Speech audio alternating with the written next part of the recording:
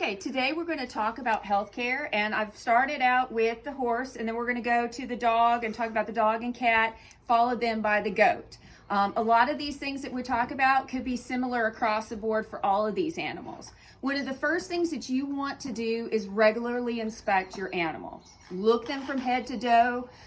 Notice any of their activities that they may be doing. Are they abnormal? Are they not eating as much? Maybe not sleeping as much? Maybe their, defecation is very soft and smushy or whatnot. We're going to talk about today internal parasites, looking to see if within that feces, if there are internal parasites. So those are things you want to look at. We talked in one of our last videos about measuring weight and doing body condition scoring, okay? And that is a really good way to evaluate if you've got a horse or a dog or a cat or whatever that maybe has internal parasites, for example, or is sick for some reason. So we do want to make sure we do that on a regular basis. Also, things we want to look at is their vital signs. Like an easy way is watching how they're breathing. So again, on a horse, I can look at their nostrils, or I can look at their flanks and just see them rising and falling. I can take temperature. All of our temperature with all the animals we're talking about is rectally. So what that means, you want to make sure that your animal, before they get really sick, is comfortable with you taking that temperature rectally, especially in a horse where they could kick real easily. So you do want to practice that just to get a good idea. There are some slight variations between species, and we'll talk about that in our slide presentations, but you do want to be aware of that. One of the things, if you notice on her, so her respiration rate, you can see she's flaring her nostrils. As I mentioned before in our research presentation, we talked about the fact that this horse has heaves, or chronic obstructive pulmonary disease. So it's kind of like a horse form of asthma. When it started to get hotter and the pollen started to come out, it started to make, just like if you have allergies or asthma, you're dealing with that right now, it made that condition worse. She had to work a lot harder to breathe. So what we saw really quickly in this horse in a very short time is she started to lose weight. So you can see that you've got the ribs across here. So if I'm body condition scoring, I notice she's very prominent in her withers. For her breed, that's not uncommon, but she's usually a little more on a pudgy side. I can see her ribs. I can see that rippling of ribs. It's starting to show. And of course, then when I come to her hips, of course, she's standing there to put her weight on it. But even when I come to her hips, you can see that it's protruding out. So she's now starting to fall below that 4 to 6 ideal schedule. Now, I don't want to make her too heavy. So you saw in the nutrition discussion, we talked about weight supplements and fat supplementation, but that will be harder on her breathing if she gets too fat. So I don't want to make her too heavy, but at the same point, I need to consider those things. I also can look at her weight and keep track of the weight. So we talked about that weight tape. And remember, we talked about you could, on a dog or cat, you can just hold on to them and then get on a scale. On a horse, we use this weight tape. So she's just right at 1,000, a little bit over. So I'm going to keep monitoring on that, plus her body condition score. Knowing that weight's going to be important because a lot of the dosages for your medications, such as we're going to talk about medication for internal parasites, you'll need to know that weight to make those adjustments, okay? So I look at her, I see there's a problem, then that's when I'm going to say, okay, my first things, as I mentioned, nutrition, it may be either dental issues or it may be internal parasites issues. So all of your animals, cats or dogs, and we'll do that with our dog, we're going to look at their teeth, okay?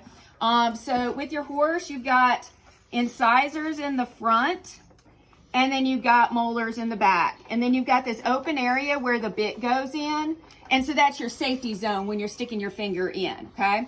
We're gonna do a internal parasite dewormer on her, and I'm gonna go in that same spot to safely, so I won't get bit and she won't chew on the dewormer. So when I wanna check if there's any dental issues, because it's not as easy as prying open like in a dog, I can feel across the edge, see if there's any edges across here. I can also stick my finger along the side of those molars. You can see I'm right on the side to see if I can feel anything, okay?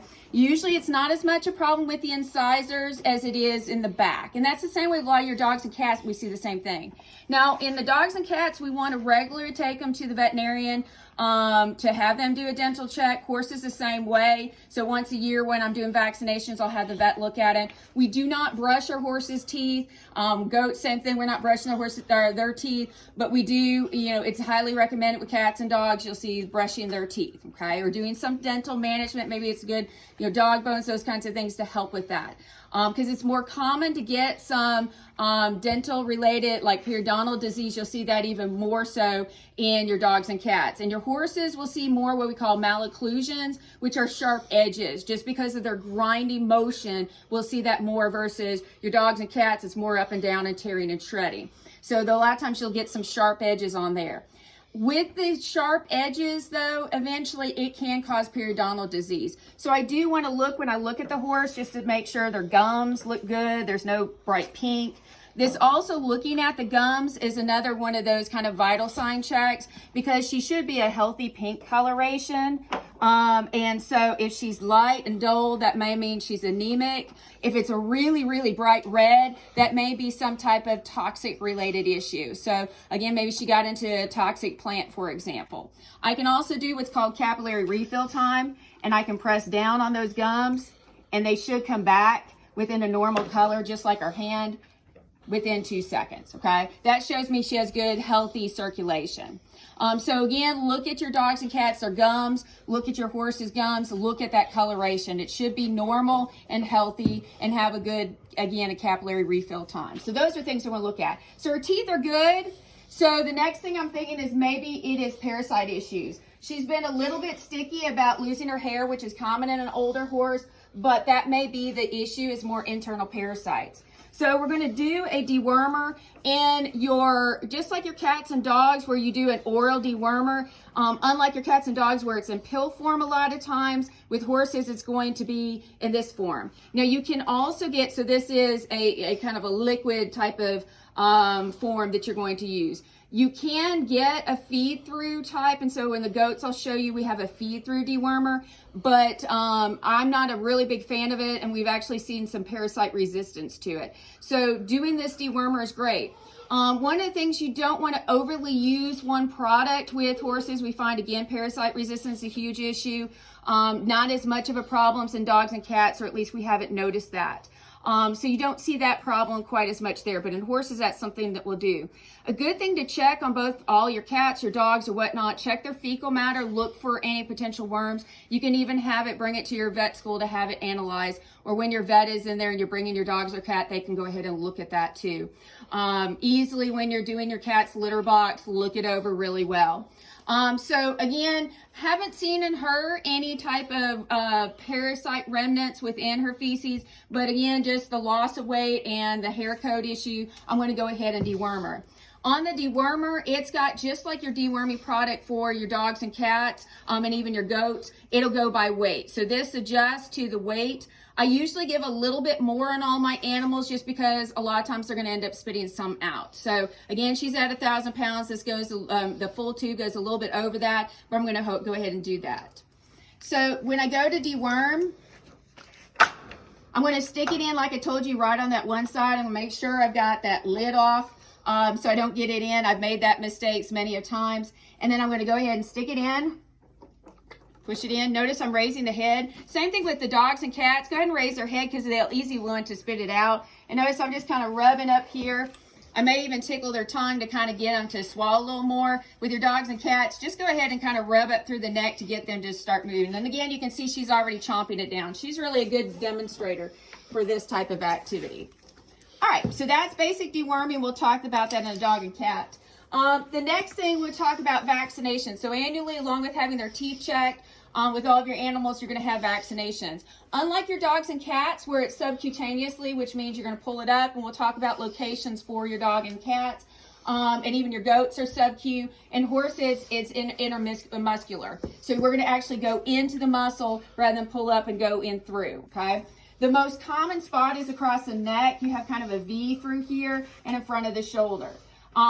This is a nice large spot. You can do it on either side. You can also do it in the chest and the chest muscles here You can do it across the rump right here and then across right here. So there's a couple locations similar on all your other animals, especially with sub-Q. As long as you can find an area you can pull up here, as long as you can find a meaty area, you can go ahead and do those. So those are usually the meaty areas where we can go ahead and do it. And the neck is the easiest, and it's out of that kicking zone, okay? And safety is important when you're doing a vaccination on any animal. So again, that's something to kind of keep in mind as we go to the dog and cat. When you do your vaccinations, as I mentioned, it's not time for her to do the vaccination, but as I would go in through here, kind of rub, make sure, then go in, I'll draw back.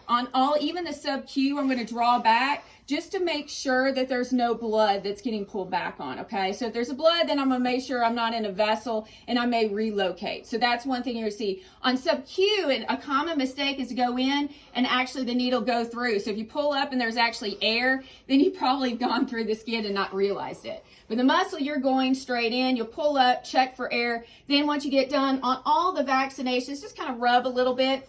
Then after you do your vaccination, you want to monitor that site, no matter what animal it is, to make sure there's no significant swelling. There might be a little bit, same thing, of significant heat. You may get a little at first, but over time it should go down. Same thing if they start where they don't want to move that area a lot and they're very painful in that area. If it stays and persistent, then again, you may have gotten some type of significant irritation. You may have gotten an abscess in that area. And that's very common. I've heard a lot of that, especially in cats. So haven't dealt with it personally, but that's a real common problem. So you do want to watch that, okay? But vaccinations on an annual basis, that's extremely important. One of the other things is location sites. When you do your vaccinations, you want to know where you locate those vaccinations, which one you're putting in. So for example, like on horses, we do one for a respiratory condition we call rhino.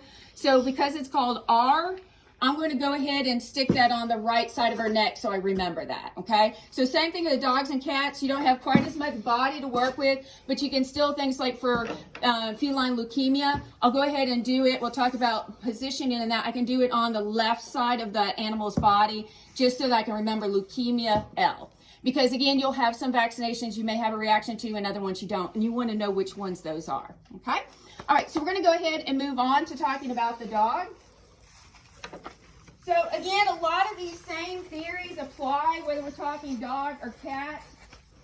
So, and here's our helpful little guy here. So same thing, I want to inspect him over. I did the body condition score. I want to look at his teeth, okay, and look at his gums. It's a healthy pink. And I want to, at a young age, so he's young, he's only about a year old, get him used to me doing that. Same thing on dogs. You want to look in, and cats, look in their ears to make sure there's no maybe mites or anything like that. So I'm going to look in those areas.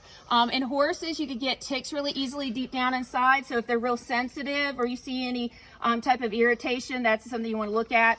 Horses and goats have hooves, and dogs and cats, it's real common to get stuff in between those toes. So I'm going to look and inspect that over. And again, I'm going to come down, even look underneath the tail, rectal area, make sure that there's no issues, okay? And I'm going to do that on a fairly regular basis. All right. So then we want to talk about external parasites, because a lot of your external parasites can actually carry and transmit diseases. So that's one way to go ahead and prevent. There are like drops. So again, you can take and put drops. In horses, I've found you can buy these drops too. So similar to like dogs, I take and just squirt it down their back.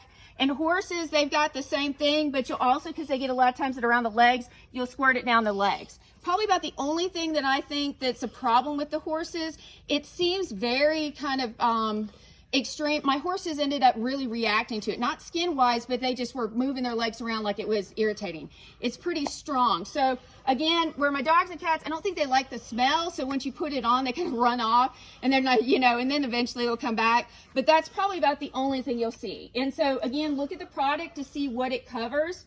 In horses, we find, so horses, a lot of times what we'll do more is just spray. You do have for example, I have a cat spray, and it gets both flea and ticks. But the only thing I'll say, like in horses, usually some of that stuff you can buy will actually be water resistant and last 2 weeks. A lot of this stuff here won't. So if you got an outdoor animal like mine are, this won't be the most ideal, okay? And then you're trying to bear them and they don't like that as much. They're also, while we don't have for horses flea and tick dips, for dogs and cats, we do have flea and tick dip here to use. Biggest thing is make sure, so if they get really highly infested, this might be something you might want to do on top of everything else. But do make sure, again, where it's labeled. Is it labeled for puppies and kittens? So really young animals, that may be an issue. But most of us go for, again, when we're talking about fleas and ticks, go for a feed through. And I'll tell you honestly, the feed through, you want to start early training your animal to eat it. You can hide it in a hot dog, but it does make it a little simpler for there, then that gets them into their system. For my dogs with hair, it's a lot better that this stuff here doesn't go through that hair quite as well. So the feed through is actually a lot easier for them. Now, speaking of internal parasites, so we deworm Jewel, but we also can deworm a cat and dog. You see, you can get the dewormer pills, and you can see on there roundworms, hookworms, whatnot. You can get them especially for certain size dogs, puppies, whatnot. And you can go ahead and get this. Now there are a difference between different products. So this only covers roundworms, hookworms. It doesn't cover heartworms. And horses, we don't deal with heartworms, but cats and dogs we do. So you either got to feed this product plus then another if you want to get, but you need to get this heartworm in on a monthly basis. So again, you can see with this one, for example, it is both for dogs and cats. So look at your labels, and then it gives you the size range there. And you can get them, this one's kind of more of a pill form, so really you got to hide it in that hot dog, but there's some that's actually almost like a treat, and so your dogs will like that. So again, there's a lot of options out there that you can look for. Again, dewormer wise, you can just go like our vet, every time he comes does a vaccination once a year, he'll also give us a deworming product that is like that oral paste. So it is, you actually get it where you pull it up through the syringe and just give it in their mouth. Sometimes this can actually be useful, once a year doing that just to kind of flush it in. Like in fact, with my horses, I have done in the past where once a year when the vet comes out, I go ahead and tube worm them. Meaning what I do, they stick down a gastric tube and they actually flush it down there. That it gets it in a little deeper. Sometimes those additional products may actually work more effectively than other ones. Just kind of like I'm talking about here. For example, for my Great Pyrenees, that long hair, this stuff isn't going to work. So there's plenty of options out there, so you do want to consider that while you're shopping around. So those are the things you want to look for. Now we're going to move on and talk about the goats.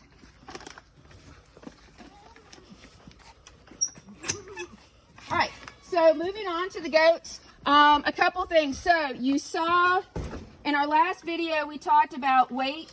Okay, and she's looking, she's like, treat.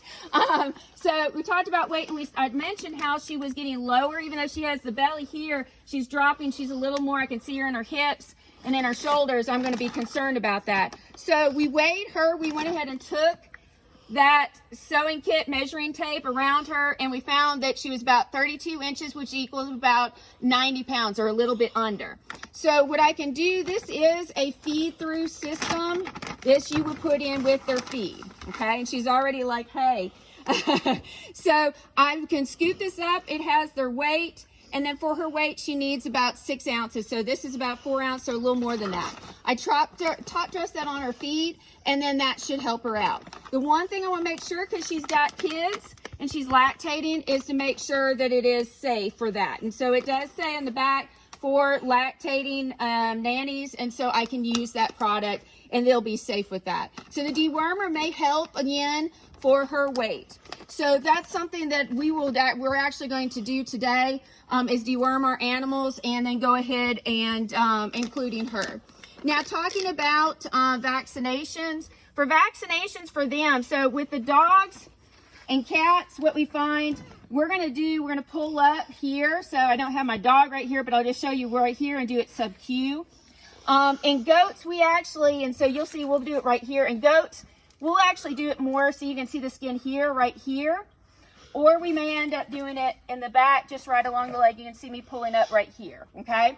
Now, in dogs and cats, we can pull up along this nape right here at the shoulder. There's a little more skin. And again, you just pull up and stick in. With the goats, pull up and just stick in. Now, a couple other things really quickly on this. If you've got feed goat or like meat goats, like if I was going to sell her to market, I know I'm not going to do that. Then I'm going to try to stay away from the meat area. So they actually will have you do it more up front here. But a lot of the rest of us, I'm not going to sell her to the meat market, so I'm going to do it right here. But it is a lot of these vaccinations you want to be concerned about it, okay? With dogs and cats, most of your stuff you're going to do up here. That's your safest spot for you.